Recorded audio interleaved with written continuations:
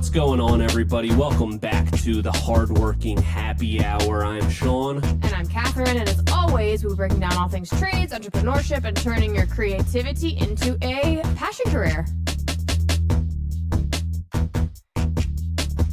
Oh, welcome back, Sean. Oh, thank you so much, and welcome back, everybody, to another week of the Hardworking Happy Hour. Week 3 of the new format. So much preparation, so much work going into this, so much hard work for one happy hour. Yeah, you must be exhausted. I'm actually, you're doing most of the work, and you're doing a great job, by the way, I must say. Researching so many interesting topics, doing such a great job. Really, the hard-hitting journalism that this industry has desperately needed. So we thank you for your service to this industry. Yeah, it's pretty funny. We always talk about how my job description has changed so much over the years, and like how I've taken on all these different things that I didn't know how to do before, and now I feel like I am a journalist. So I'm going to add that to my resume. And you're doing a great job. I think you'll probably what do journalists win? Is it a Pulitzer Prize? They probably could. It's not. Oh yeah, maybe. I don't think that's you're gonna what win you're talking something about though. But yeah, you're gonna win something. If not, I will create an award and bestow it upon you. If you keep up the good work. So okay. We'll see. Yeah, thanks. Yeah. All right. So what's new? How's your week been? What do you got going on? Well, I don't know if you know anything about this, but we're building a shop at my house, and it has been a whirlwind of a week, a whirlwind of excitement. It is a lifelong journey to this point. I've been saying lifelong. It's been a lifelong dream to get this shop build done. Yeah. I don't know if that's accurate, but I would say it's probably probably close to at least a 15-year dream. Yeah. I'd say ever since I started cutting grass. It's been a dream since then. Oh. It's been a dream since then. And that's really the reason that I bought our last house. Our first home was because of the garage. It had I think it was a 24 by 24 or a 20 by 24 garage. And the house was very cheap, very affordable. And that was like the selling point. It was like, okay, it wasn't an ideal setup, really, really small property, but it had a big garage. And that was like, okay, this is why I need to buy this house. And we bought that house, and it wasn't a great shop just because it was such a small piece of property. But ever since then, it was like, this is my dream, and it's finally coming true. And I'm so excited, and it's going to be so great for us. We'll be able to store stuff so much more efficiently and just like have stuff right there and, really be able to set it up like really nicely. Because even though we had, and we still do have the other shop for now, it was always known that it was going to be somewhat temporary. So we put a decent amount of work into setting it up, but like now we can like this is going to be permanent. So we can set it up to really store everything we need. We can keep inventory of certain things like screws, nails, joist tape, fasteners, like everything that we need. We can keep an inventory of that, and it's just going to be so nice. And I'm going to have an office upstairs. Yeah. We might actually start keeping track of paperwork. Can you even imagine? It's going to be great. For the record, I do keep track of paperwork. The paperwork I know. Very well organized. I know, but there's certain stuff that you give to me, and you're like, okay, put this where this needs to go. And I do have it all, but it's not set up nice because it's just not. I haven't had an office set up for quite a while, so some stuff's in the van. Yeah. I do have a filing cabinet and all that stuff, but I'll be able to set up like a desk, like an office. Yeah. I won't be using it that much, but I'll be able to store stuff there, and everything will have a place. Yes. It's very exciting. It's exciting. It's very exciting. How was your week? Oh, it was good. We've been at your house all week. So your lovely wife and my friend Sarah has been so accommodating, and she's made me coffee and offered to make me lunch and everything pretty much every day, which is so nice. So I'm really enjoying it. The luxuries of working at your house have been great. And it's exciting. This is a new type of build for us. So it's exciting to see all the different, the different things that we're doing. Tensions are running a little high because it's a little different, but that's to be expected. But all in all, pretty good. Also, I brought my dog to work all week, and that's been so nice. It's been nice for all of us, honestly. It really has. Layla has been an absolute superstar on site. Great job site dog. Yeah. I'm not sure if we can bring her to every job site, but she's really well behaved, well trained. You did a great job there. Thank you. And she seems like she's enjoying it. I think she is. Yeah. She was definitely confused this morning when she's all ready to work. She packed her bag, got herself ready. Got tool belt on and everything. We're not going today.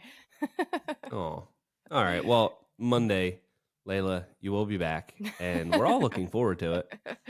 I just came downstairs to do this, and Sarah was like, "Is Catherine coming today?" And I was like, "Well, no, we're doing the podcast now." And she was like, "Is she coming after?" I was like, "I guess I could make her come in after, but no." She's like, "No, don't do that." But I miss her and Steve. So, yeah. Classic. So that's what we got going on. It's really exciting. We'll have some more updates for you as the shop build progresses. But this week, we are going to be talking about lessons and teachings from the richest person in the construction industry.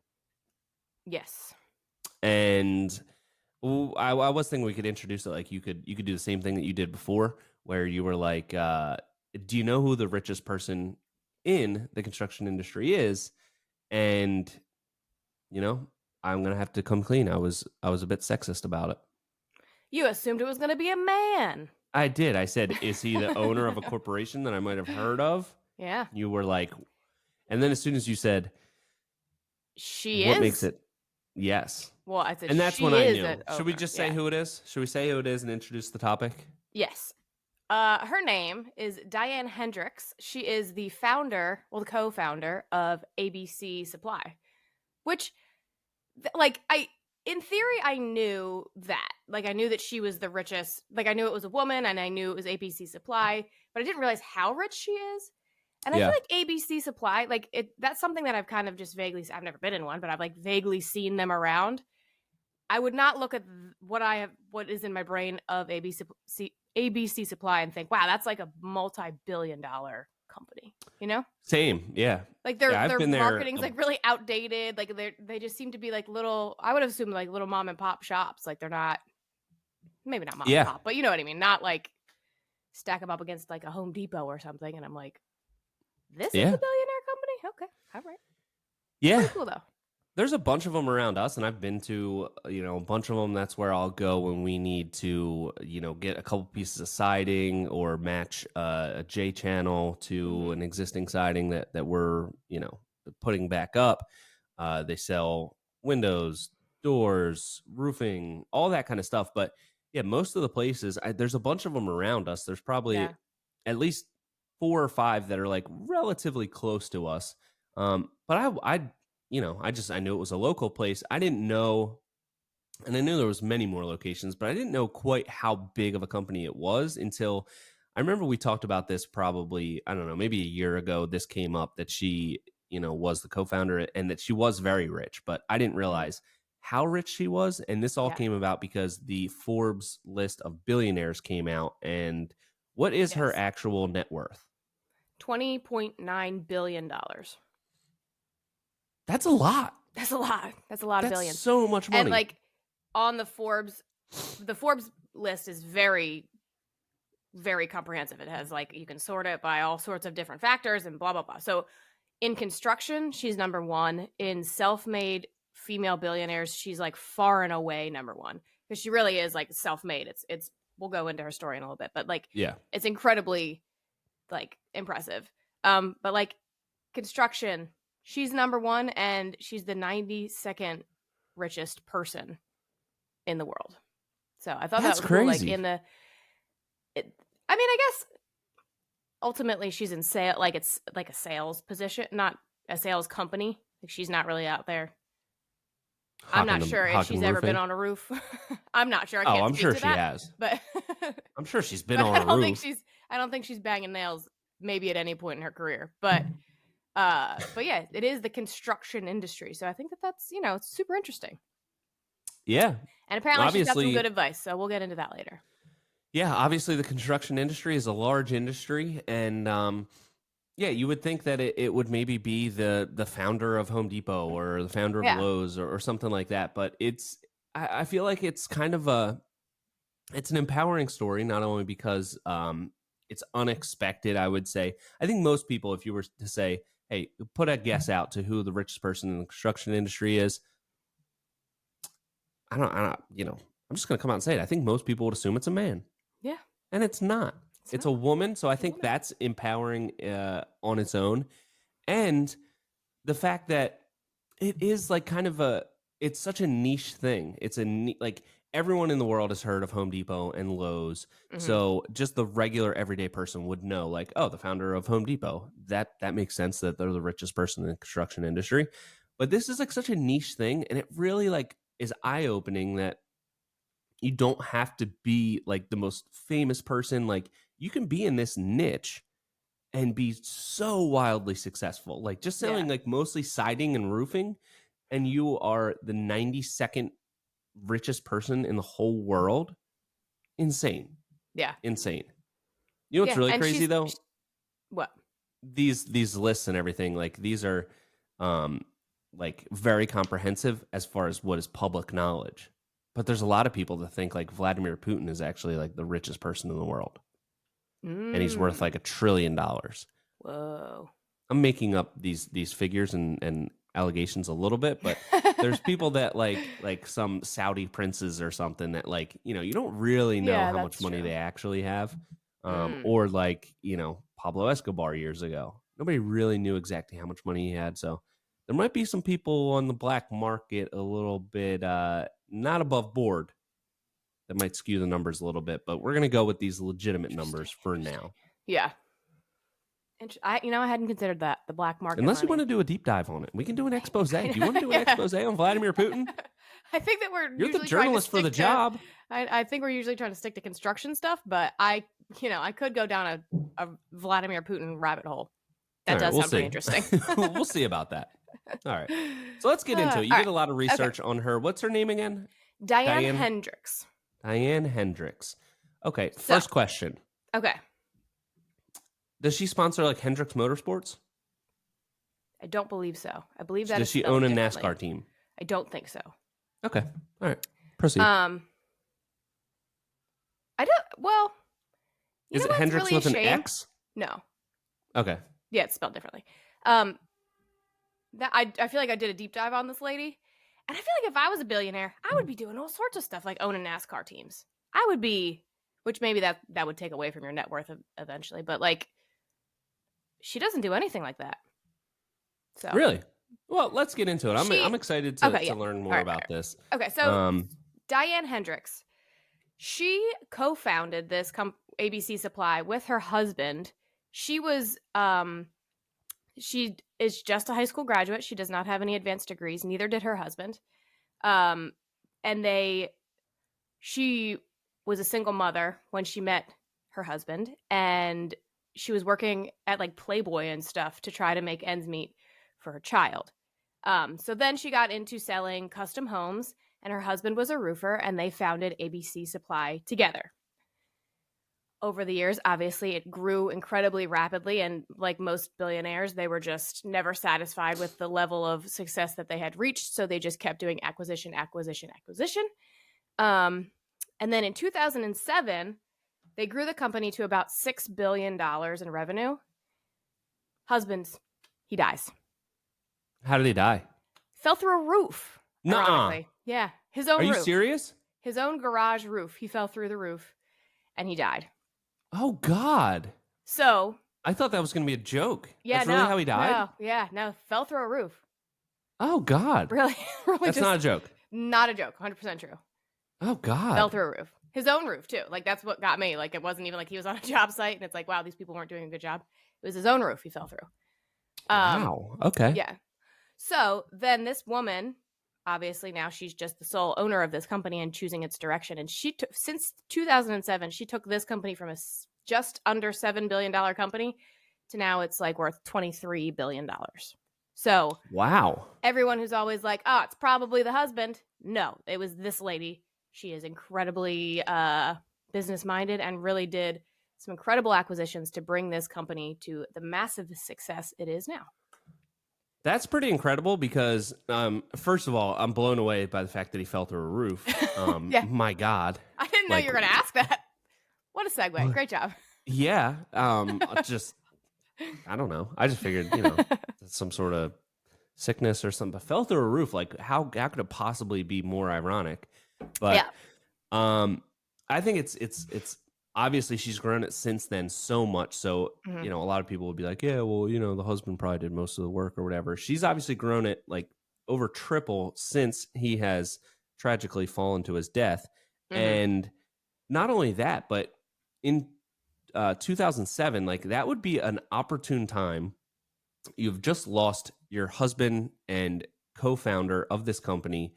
And then a year in the future, Exactly. we're going to go into a huge recession predicated Yes. around the housing industry. Yes. So Exactly. it would be like completely understandable if the business kind of not only faltered, but maybe just completely went out of business. Like nobody would really like falter too much. Like, hey, Yeah. you've had a tough go of it here, but Yeah. Or the she fact that sold or, whatever. Yeah. yeah, anything. But the fact that she's continued to grow it throughout all of these things, I think really highlights the fact that like you can't knock her business sense, her input and her influence on this business. So I think moving forward throughout this episode, everyone can put away the thoughts that this was really, co-founder, okay, probably her husband's thing.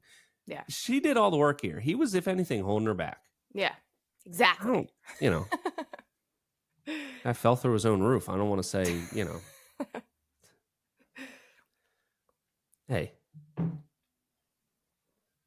it's tough to do. I mean, why didn't you hire somebody? You're a Yeah, I don't know what he billionaire. was doing up there. I don't know. All Don't right, know well, that. neither here nor there. Let's move on. Yeah, and I think another lesson that we can take away from this is she is a high school graduate. She talks a lot about her thirst for knowledge and how much she sought out like educational experiences, and she's like constantly reading and she's doing all that kind of stuff on her own. But it's not like she has some sort of advanced business degree from Wharton or whatever. Like she was the one to seek out this knowledge and create this like business mind set for herself. So I always think that that's really interesting. I feel like all of the really incredibly successful people never go to business school. Then you got your like mid-level successful people. Those are the people that go to business school. You know, it's like the really successful people. They have this vision of like thinking outside the box or whatever. They're not constrained by the knowledge of a business school. They're the ones that go outside of the box and kind of create their own paths rather than relying on existing knowledge. That's how I see myself. So I would agree with that. I will not be held down by the constraints of what has been. Yes. But that's a great point, because to get to the point where you are so wildly successful, like a Jeff Bezos or he did go to business school, but people like that, like you really have to think outside the box. It's hard to grow on like a set of criteria that you're learning in school when you really have to like break that mold to be like this hyper super successful thing, because it's something that's never been done before. So, when you're basing things off of things that you learn in business school, you have to break out of that mold and that mindset to really get to like that next level, I feel like. So I'm not super surprised that she didn't go to college, that she doesn't have an advanced degree, because she really, I feel like, defied a lot of traditional things in the building industry, especially still being privately owned at this point. Yeah. And she's like the 100% owner of the company, right? Yep. So like just that, like going through expansion in the construction industry where you're doing acquisitions, all this kind of stuff, incredibly capital intensive to go out and acquire a ton of businesses. It's surprising that she hasn't sold off a large stake of the company to fuel that growth. So super impressive there. Yeah. So the article that I found of her was the 7 tips on entrepreneurship. So we're going to go through these, and she's not super showy. Like, she's not the type of lady who's going around and trying to sell her masterclass on entrepreneurship. She's about her business. She's well, she did just speak at the RNC, so she does do like public appearances and that kind of stuff, but she's not really out there to offer a ton of advice. So I was interested to find this article that she did do a couple years ago with her tips. And She's not big on social media or anything. I don't think so, no. She doesn't have like a... Which I respect that, because it's like she's all about her business. But I feel like also when you get to that level of success, like, obviously she doesn't have to work another day in her life. She could just exist on her laurels. You're always chasing that next high, and I feel like being in the public eye usually happens for these people. These billionaires then eventually are like, well, let's get a little flashy with it. But it doesn't seem that she's a good old Midwestern lady from Wisconsin who just has stayed in her little small Wisconsin town, and she drives herself to work every day. She seems to just be about her business and making so much money. Good for her. Yeah. All right. So number 1, you can take many paths to get to the same place. And she's quoted as saying, life happens, things get in the way of your goal and your mission and your plan, and you get to take the detour. Number 1 doesn't work. How are you going to get there? Second way. If the second way doesn't work, can we still accomplish the mission by getting there? Can we still accomplish the mission by getting there another way? You don't have to change your goal, change your path. Be willing to, and don't see that as a failure. That's just life. You can't lose sight of what you really want to do. Profound there. Yeah, pretty good one. I like that because a lot of people will, they have a goal, they have a vision for something. And if that doesn't work out, a lot of times people think it's the goal or the vision that needs to change. But a lot of times it's just the approach that you need to get there. Yeah. There is like some sort of balance that you have to strike with, like how many different paths you go. If the thing's not working, like you have to have some sort of intuitive sense of what needs to change. But Yeah. it's really, I feel like that's such a common thing with most people that go through failures or change things, is they end up changing the vision or the goal when it's really just the path that needs to change. So I think that's awesome. I love that. Yeah. Yeah. And I think it's kind of like human nature, especially when you have like some sort of business idea or any idea and you kind of share it with people. People's inclination is always to kind of like poke holes in what you're doing, or, find a reason why it wouldn't work, or like that's just how our human brains work for some reason. Which isn't always a negative. Sometimes it's like you just got to talk through those things that might happen. That's not always a negative. But if you're in the mindset of being like, oh, you're right, that would be a roadblock, this isn't a good idea. You always you got to be able to like look past those things and be like, you're right, that might be a roadblock. Here's my other way around that thing. So I think it's pretty solid advice. And you have to be conscious of who is giving you that feedback. Well, like some people at that stage are like, there's certain people that are just going to try to poke holes in it no matter what and do it in like a negative way. And a lot of times those people aren't going to be super helpful towards your goal. Like they're just trying to knock you down. So yeah, a lot of times just ignoring them is best. But then there's other people that maybe are in your corner that are doing it in a constructive way. And that can help you to maybe decide on what the path is. They might not be trying to knock you down just for the sake of knocking you down. They might say, hey, like, what if this happens? Or won't this be an issue? So like having those type of conversations can help you maybe adjust your path, not adjust your goal. And, I feel like is really good at that. Who? Us. Yeah. We always argue about stuff like that, but we always have the same goal in mind, but we do have differing. And it's helpful. It's helpful. Yeah. I feel like it's we do have that same goal in mind a lot of times, and I feel like we are really good at challenging each other to make sure that the plan and the path is well thought out. And that's, and then we're always willing to adjust the path and not necessarily the goal. So I love Yeah. that. Yeah. Good on her. Good advice, Diane. Yeah. She knows a thing or two. Oh yeah. Okay. Number 2, think long and hard before you start. Everybody who has an idea thinks that they're an entrepreneur. They may really want to look at what the world about what the word entrepreneur means. It's a big word that means you're going to work, take risk, be disappointed. It's a big commitment. So to me, when somebody says, I'm an entrepreneur and I'm going to start out, I'd ask, are you ready to go to work, do your passion, have you really thought this through? Because the success rate is very poor. And if you truly don't have a passion and have a burning desire to build a company, you may not be happy in this venture. And it could be very discouraging and fatal to one's well-being. So yeah. I think Fatal to her that's husband. yeah, it was fatal. I don't know how passionate he was. Maybe. Yeah. But I think that that's really solid advice, because I think that, especially to the trades, people are always like, I don't want to have a boss anymore. I want to go out on my own. But they're not thinking of the business side of things. Like, owning a business and working in a business are two very different skill sets. And it's very hard to have both of those skill sets and have the passion to be successful in both. Yeah. So I think that a lot of people just get into it because they're like, I don't want to have a boss anymore, and I know I can do this on my own. But having that like business drive and entrepreneurship drive, it's a very different skill set. Yeah. Absolutely.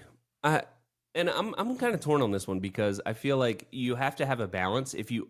I think if you think too long and hard about any type of risky endeavor like owning a business, the more and more that you think about it, for some people, that's just going to lead them to say, like, the more you think about it, the more negatives and potential pitfalls you're going to see. Because Yeah. I feel like I came from it on the opposite spectrum. It's like, a lot of times I look back and I think, if I knew all of this stuff that was involved and how difficult it was going to be, that would have made the barrier to entry so much larger. I'm really glad that in the beginning I was just like, this is great. I'm working like, I can work 4 hours and make like $400 doing a side job, and I'm going to be rich. This is so easy. It's amazing. It's just great. Everything is amazing about this. And then Yeah. pretty quickly you start to realize, okay, well, if I'm going to continue this, I guess I'm going to need like a truck that's not just one I borrowed from my dad. And I'm going to need, equipment to actually make this more efficient. And I can't just beat up my body like this every single day. I'm not going to be 22 forever. So I think, for me, I think the most important thing is having that passion to like know it's going to be difficult, but just know that you would want to do it anyway. Like, that's what I think was the biggest driver for me. Once I did the first project of backyard design, it was like, I love this. This is so much fun. It was almost like, I had this goal and this vision in mind of how I could build it and make it successful. But at the same time, like, in the beginning, I didn't really care about the money, because I was just like, this is fun. I'm really enjoying this. This is fulfilling me from a creative perspective. It's like really like filling me up with all the things that I need to keep going. And I feel like that's the most important part, at least for me, the way I think. I just find when I overthink things, it just, sometimes I just need to like stop thinking and just start doing. Yeah. So I think that's a delicate balance, and different people are going to fall on different sides of the spectrum, as far as like, some people need to plan out every single detail and have contingency plans for every single thing that might come up. Me, I'm more like, let's just go with the flow. Do it and we'll figure it out later. And I think me and Diane are equally successful, so my opinion should be just as valid as hers. So exactly. yeah. I have billions of units of fulfillment in my life, so I don't need the billions of dollars. Yeah. Oh, that was so nice. Yeah, right. All right. Okay, next. I don't think you're gonna like this one either. Oh, really? Do your homework. Put your business plan together in writing. Run it past a couple of people you respect. Run it past the banker without asking him for money. Is there a need for what it is you're trying to accomplish, the service you're trying to provide, or the product you're trying to sell? When Ken and I started at ABC, we worked on our plan for 2 years and we threw away a lot of paper. We had a map. We decided here's the distribution where it's needed. This is where they have manufacturers today. We did our research in our industry on a big scale. We were starting with one store, excuse me, but we knew what we wanted was to have more than 200 stores. Wow. Do you know how many locations they have currently? I don't, but you talk and I'll quickly Google it. Okay. I think, obviously you were like, this is one that you're not going to agree with. Just the word homework. I mean, poor Yeah. choice of words for people that didn't want to go to college, but that obviously they had a goal in mind to, you can't you can't go into, if your goal is to have more than 200 locations of building supply Oh my God, they have store. 695 locations. Sorry. Wow. That's a lot. Yeah. Okay. So when that's your goal, yeah, you need to do a lot of homework. You need to have, especially because something like that, it's not necessarily doing something new. I'm sure they have a lot of different ways that they go about the distribution and the way that they serve the customers better and just make it easier for that niche industry. But it's something that a lot of really big, really successful companies have done and have been in the industry. So to disrupt that, you really need a differentiator. You need to do something different and better and have a really good plan, especially if your plan is expansion right from the get-go. Like you're starting with one store, you want to get to over 200. In that scenario, yeah, you better do a lot of homework. You better have a really well thought out plan. And I think the other thing there, the more thought out the plan is, and the more work you put into that overall goal and big picture, the easier it is to stick to it.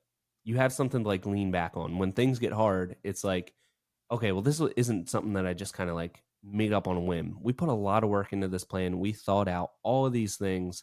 So we know we're on the right track. We know that we need to stick through all of these tough times.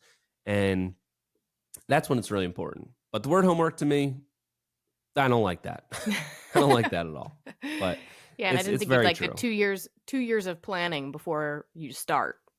Yeah. That seems like not your vibe, but maybe not if you're trying to take over the my roofing vibe. industry.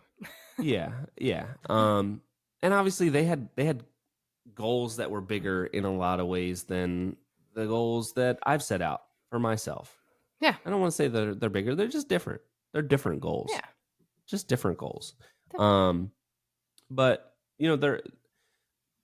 I think I did spend a lot of time like that 2-year thing. Like my initial thing was for the first 2 years, I'm not going to worry about how much money I'm making on each job.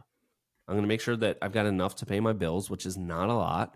And I'm going to worry about building cool portfolio projects. And that was the thing that I believed in. And that was the thing that kept me going was I know that it's not going to be like build one cool project and then boom, I'm charging $100,000 per project. I knew that wasn't going to be the case. I knew I just had to build a portfolio, build my skill set. So there was still a lot of that preparation, initially, and just a little bit different. But the word homework, I don't like. I don't like that at all. Brings back horrible trauma of schooling. All right. We're really burning through our time here, so I'm gonna skip a couple of these. I'm gonna cherry pick. Okay. Juggle family and business the best way that you know how. It was really hard. It was really, really hard, and sometimes that a lot of people would say was not worth it. The kids struggled through it when Ken and I were not home at the same time. We were working. They didn't get taken to every soccer game or every high school football game. We just couldn't. We were growing companies. But we were both home every night. I believe in the family table. Ken and I would go home between 5 and 6 o'clock. We didn't do business at night. Never. Monday through Friday, we were home, had dinner with the kids, and we all sat and ate at the same table. Something people don't do anymore. On weekends, we did not work ever. We stayed at home on Saturday and Sunday. We had a farm. We raised our horses and bunnies. We tried to make it up for not being there at the school events because that's the biggest thing that I think my kids all say. It's like I was a cheerleader for 4 years, and how many times did you watch me cheer? Never. So I think that that's one that often gets overlooked, especially these two people are building the same businesses and, worked together, obviously. But I think that a lot of people fall into the trap of when it's one person working so hard and building a business, you're like, well, I have that other person. The other parent is taking up the slack. So a lot of pressure gets put on that one parent, but then you're not building those experiences with your family because you're building your business. So I think that that's great, that idea of like being home every night for dinner. And obviously I don't have kids, but it seems like, obviously you have to have goals and you have to support your family. But why support family if you're not even going to spend time with them, Absolutely. I mean, that one seems like almost she's saying that she missed so many things because they were building businesses. It seems like they had it figured out pretty good. They never worked at night. They were home between 5 and 6. They never worked weekends. Like, yeah, that's incredible. I thought she was going to say, like, I didn't see my kids from ages 13 to 17 because I was out on business trips acquiring companies, and we just corresponded with letters. Like, it sounds like they had a balance figured out really well. Yeah. And it is, I feel like it is true that, when one parent is doing most of the business type stuff and like growing a company, it puts a lot of that stress on the other parent. When you have two parents that are growing a company together, I feel like you're growing two things together, and you can kind of balance the responsibilities probably a little bit easier because you're both doing both things, and you can kind of like, one person picks up the slack on this end while the other one does on this end, and you can kind of switch back and forth. And you're kind of aligned with the same goals in both sides of your life. So not going to work for every couple. Yeah. But it's interesting. It's interesting. Yeah. And it sounds like they had it figured out really well. Yeah, but it sounds like her kid's complaining that she never went to her sporting event. So, well, pick your battles, okay? Do you like your freaking, Bugatti that you got for your graduation? Or your No, freaking... they want to be with their parents. Did your parents you can't have everything, okay? Did your parents go to your sporting events when you were a kid? I guess. And they never went to like I played T-ball and like Little League till I was probably like, I don't know, 12, and then I played hockey.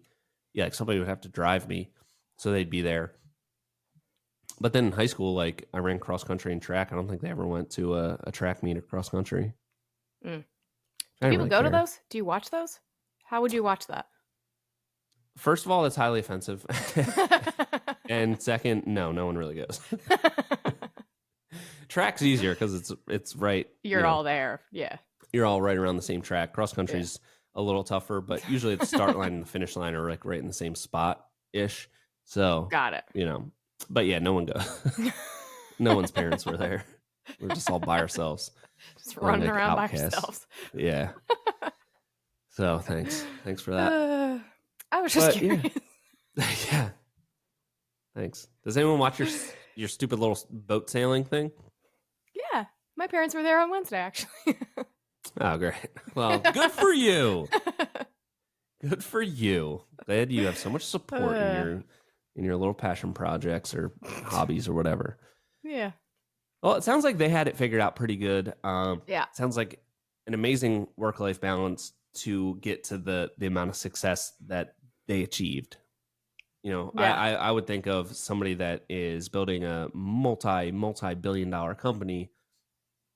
The kids are probably with a nanny all day, and you get home at 9:00 at night. Or I was expecting when you said they sat down for a family dinner together, it was like, okay, from 5 to 6 we have a break, but then kids go to bed and we're working all night. That's what I expected, but it sounds like they had it figured out really well. Yeah. And it sounds like that, just good old-fashioned Midwestern,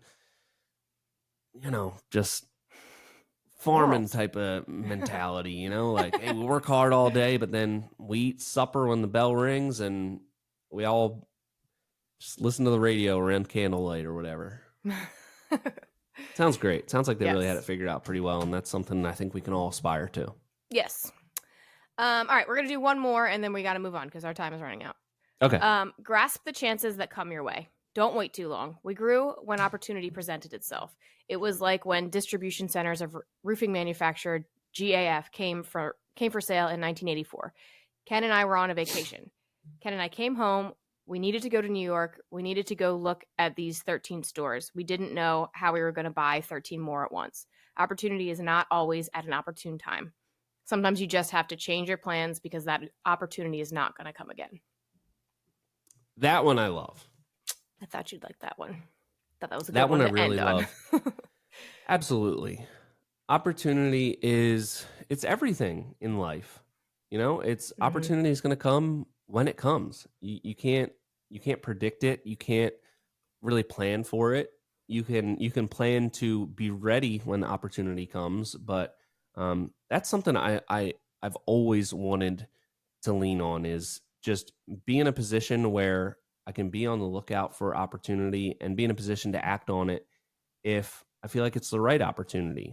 And that's always been one of the backbones of our business, is build it lean enough where when an opportunity presents itself, we can take a chance on it. We can go a little bit of a different direction, because a lot of times, like they say, opportunity is going to present itself and then it's going to go away. It's something that you have to act on in the moment. And if you miss that chance, a lot of times you're just going to miss it. And I think that was one of the main reasons in 2019 I decided we're going to shift our business model into more video content stuff, because hey, we're in a huge industry. We're in this outdoor living industry where there's many multi-billion dollar companies, and there's nobody like really showing like everything that they're doing around outdoor living. You know, it was kind of like a lot of people were doing it as a secondary thing. But I realized, hey, this is a pretty good opportunity. I feel like not a lot of people are doing this yet and basing their whole business around it and having that be the driving force. And it also aligned with a lot of my skill sets. It allowed me to be creative, and it was like, okay, this is a perfect opportunity. I feel like there is this going to be this demand for it. There's not a lot of people doing it yet, and it appeals to my skill set. So I love that. Always be on the lookout for opportunity, because it's not going to be there forever. And if you miss your chance, you miss your chance. Like Eminem said, you know, this opportunity comes once in a lifetime. Oh, he did say that. You know, lose yourself in the moment. All right. Well, that was a good one. Yeah, I love that. Congrats to Diane on your many billions. Many billions. All right. Good job. What are we going to go into next? Next, we have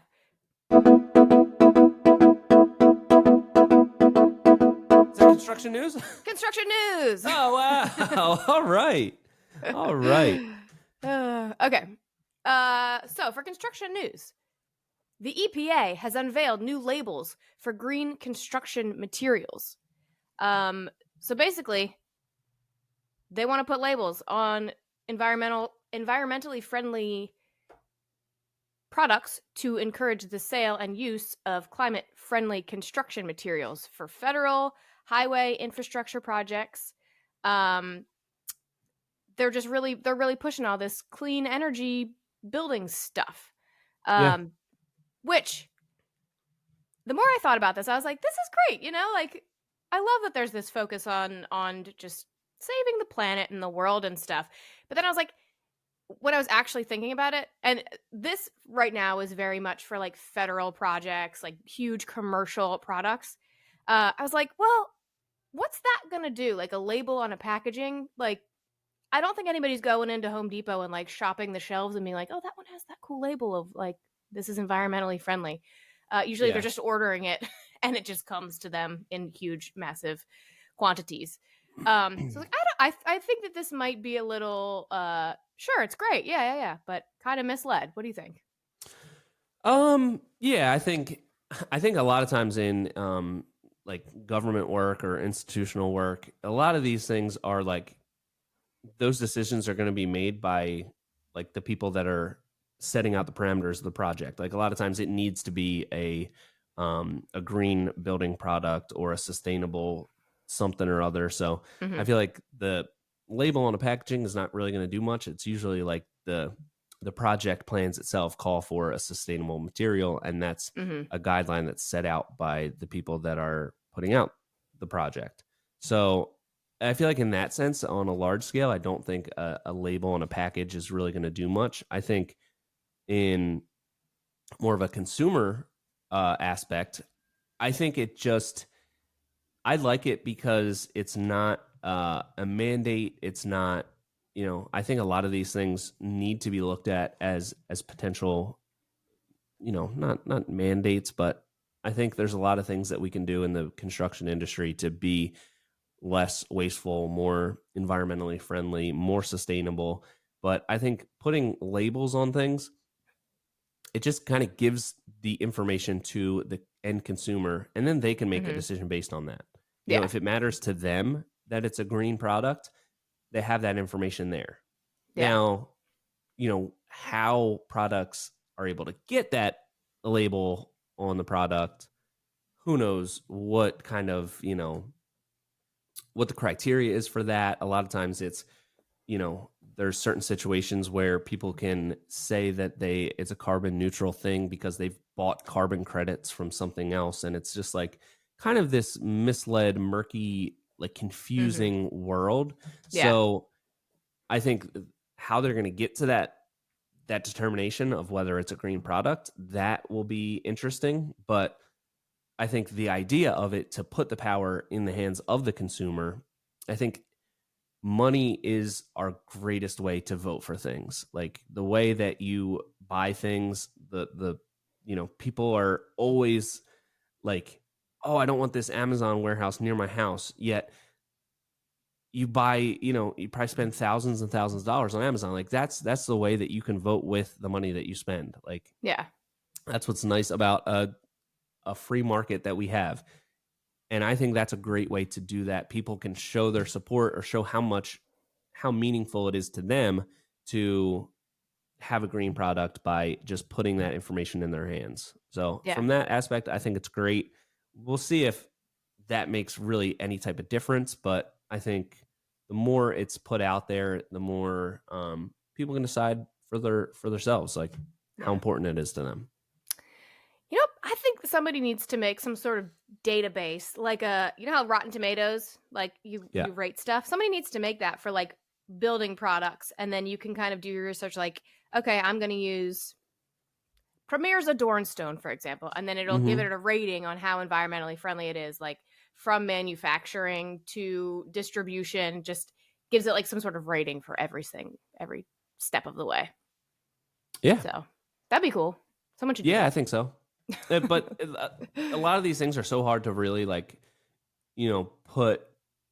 It's a lot of really complicated things that get you to that determination. So it's like who's putting this info together, like how biased is it? So it Well, gets we really gotta start confusing. somewhere, We Sean. got to start somewhere. I know, I know, I know. But Rotten Tomatoes is great because it's like it's just people's opinion. You Yeah. know, like if somebody scores something like a 2, you could still be like, well, I like it, Yeah. so I don't care. Yeah. But I like the idea. And I just think the more information people have, the more empowered they are, so they can make the decisions that they want to make, and they Yeah. can make them based on good information. So that's what I like. Yes. Yeah. All right, All right. great little segment for construction Yeah. news. And Oh, if wait. oh, go Oh, ahead. no. Well, No, I no, wanted you to go. last week we talked before we get into our next segment. Last week we talked about um like glue laminated timber products, Yep, remember? And yep. you asked what kind of glue it was. I did some research on what kind of Oh, glues they use, okay. and it's all very scientific, and I'm not going to get into it because we don't really have a ton of time. Mm-hmm. But like with glue lamps specifically, the glue technology was formulated in like 1942 and has not been updated since then. Isn't that crazy? I thought that was like a Yeah, really interesting little fun fact. yeah. They made it so it can be used for exterior use. It's not going to degrade with elements and stuff. And that Mm-hmm. technology has been used since 1942 in this kind of glue. So Interesting. something to think about there.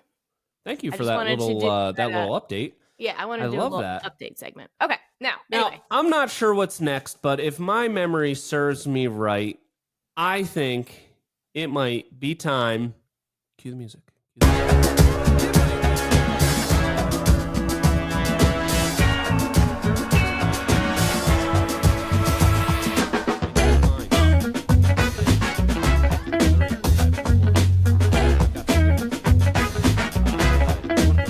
Last week, so I think you go first. You want me to go first? Okay, Yeah. sure. What do you want me to start with? True or false? True or false? Yeah. Okay. Same way we've been doing it. Okay, true or false? Mow testing for lumber is testing the strength of the wood. True or false? Mo, Mow. you're going to be so M-O-E. impressed, but MOE, yeah. Is that modality of elasticity? It is, yeah. Yeah, okay. You're impressed. You're impressed. It is so say that again. It's the testing of what? The strength of the lumber.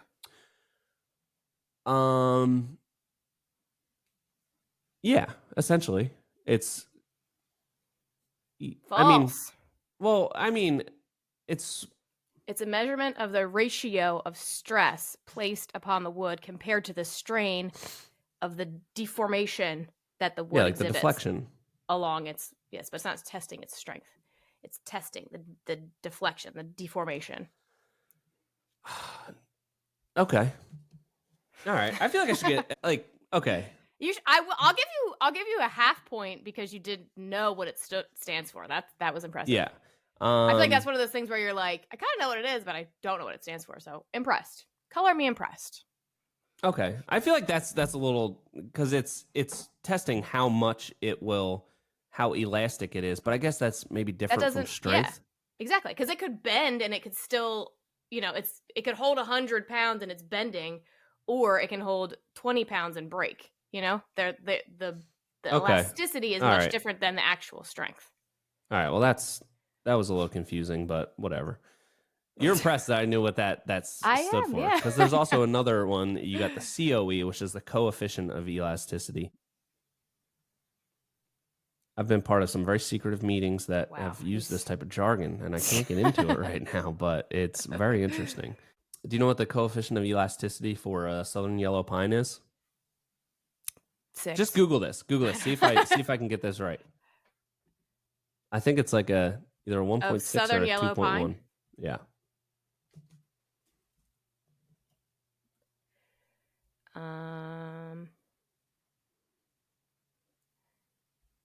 This is not quickly Googleable. All right, forget it. It's not really important because I'm not really sure what that number means. But okay. Yeah. Okay. All right. Okay, so I'll go it wrong. That's fine. True or false? Sherwin-Williams is the largest paint supplier in the world. Sherwin-Williams is the largest paint distributor in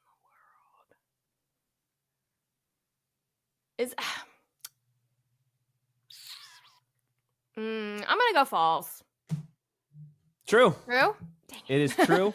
They had revenues last year of around $23 billion, and then number 2 is PPG Industries with a revenue of around $18 billion.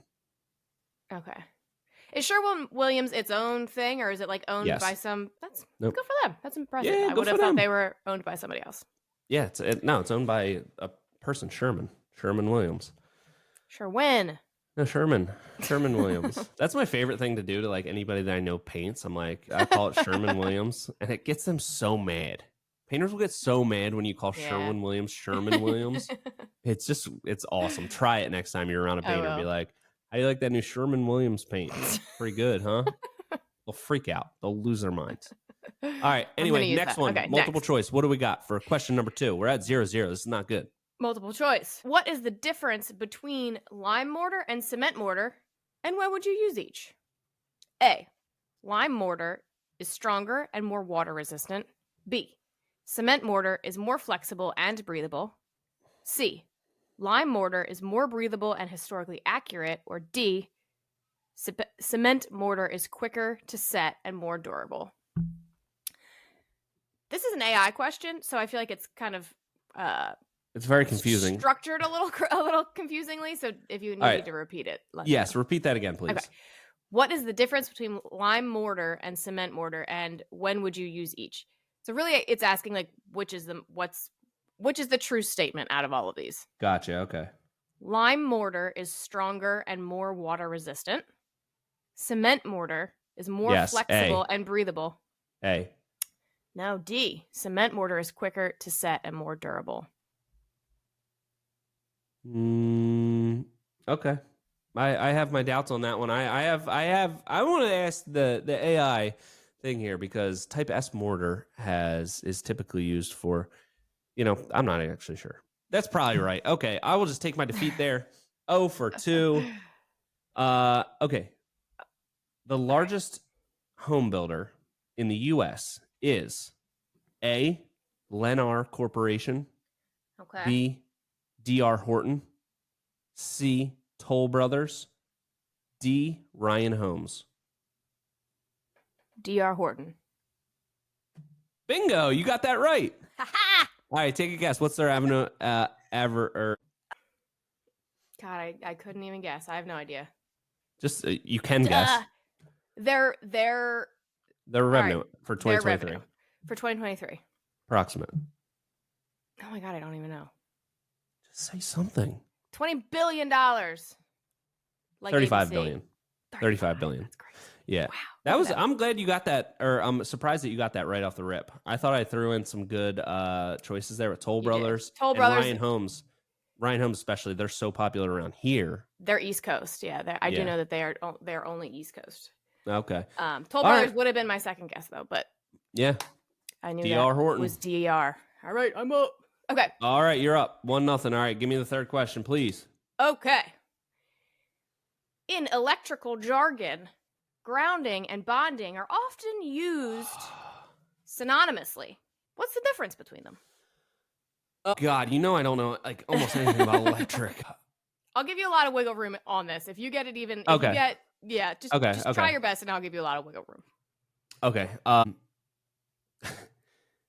Bonded is bonding. It's like bonding it to itself. Like it's bonding the system together. Like you're bonding something to the system. Yes. Grounding is you're literally grounding it to the ground. Is that right? You are correct. Yes. Really? Okay. Yeah. All right. That is in its most simple terms. That is exactly what it is. You bond things together so it creates everything's like on the same value system. Okay. And then grounding it is grounding it to the earth. So yeah. Congratulations. Oh, all right. Good. All right. I know more about electric than I thought. There you go. All right. This is to win or to tie right here. What is the second most used product? What? Keep going. What's the second most used product or thing in construction worldwide? Second most consumed thing besides. Are you asking the second because concrete's the first? Is that what you mean? Okay. And you put that as a caption on a clip that we did this week. So I figured you knew that one. Oh, okay. The second most in construction as a whole. In construction, commercial, residential, everything. Most consumed, secondary most consumed product in the construction of things worldwide. Steel? Am I right? Great job. You got it right. Yep. Yep. Great job. Thank you. You're up 2-1. Oh my God. Really great job. I thought that was going to be a little bit tough because, I don't know. I would have thought, I wasn't sure if it was, I figured it was either lumber or steel. And that's what I looked up. And, I went steel because I figured fasteners and stuff are still made out of steel. So like, it's really like everything. It's a good thinking behind that. So you got it right. Thank you. You win 2-1. I still have. I wish there was some sort of governing body that I could challenge these results to, like the Olympics, and I could be like Anna Barbosa and get my freaking bronze medal back. Did won't Anna get into Barbosa that. get her bronze medal back? Or is it I'm not still sure. in She got contention? taken away, but Taken maybe away, it's back yes. now. I'm not sure. Okay, well, congratulations, Thank Catherine. you. That has been construction trivia for this week, and I'm gonna just be honest here. It's my favorite part of the show now. It's It my is pretty favorite part good. of preparation for it, and hey, I couldn't have lost to a better player. So congrats. I was very impressed that you knew what it stood for. So I will give you all the credit for that. I will give you half a point for knowing it. So it's 2 to 1.5. There you go. All right. Well, with that has been the Hardworking Happy Hour for this week. If you enjoy it, tell a friend about it. Tell a friend about it. Follow us on social. Give us some feedback. All that good stuff, because it helps us bring out content that you like. So share it with somebody. Give us a review. Whatever you can do to help us out. And we appreciate it. Yeah. We love you. There it is. There it is. So with that, this has been the Hardworking Happy Hour. And we will see you next week. Yeah. Till next time, this has been the Hardworking Happy Hour. That's 106 or 27 episodes in. I'll get it. All right. We'll see you next week. Bye. Bye.